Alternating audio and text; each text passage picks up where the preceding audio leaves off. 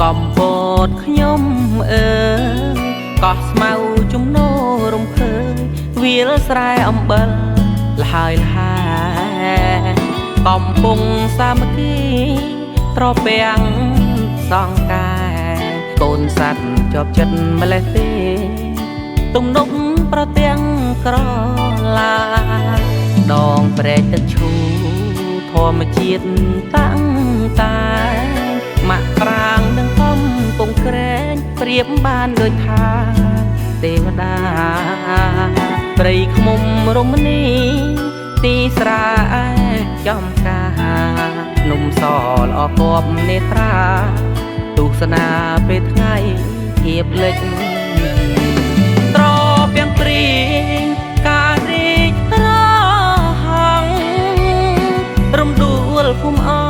ងបងស្នេហ៍ជានិច្ច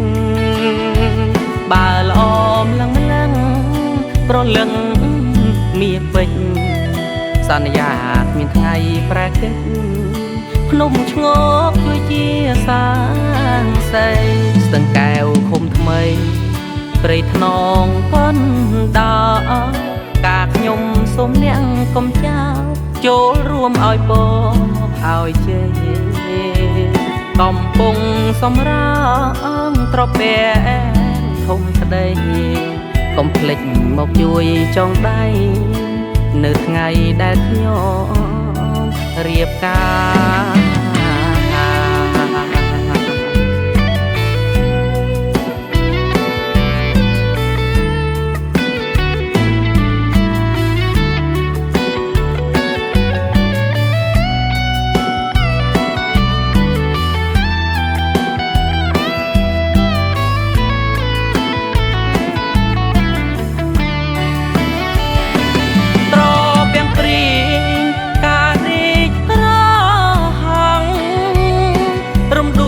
គុំអ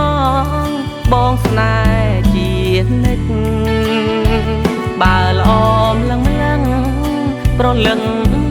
មៀពេជ្រសន្យាគ្មានថ្ងៃប្រែកិច្ចភ្នំឈ្ងោកជួយជាសាងសីស្ទឹងកែវឃុំថ្មីព្រៃថ្នងកនដល់ការខ្ញុំសូមអ្នកកុំចោលចូលរួមឲ្យបងឲ្យជ័យកំពុងសម្រាងត្រពាំងធំក្តីកុំភ្លេចមកជួយចងដៃនៅថ្ងៃដែលខ្ញុំរៀបការ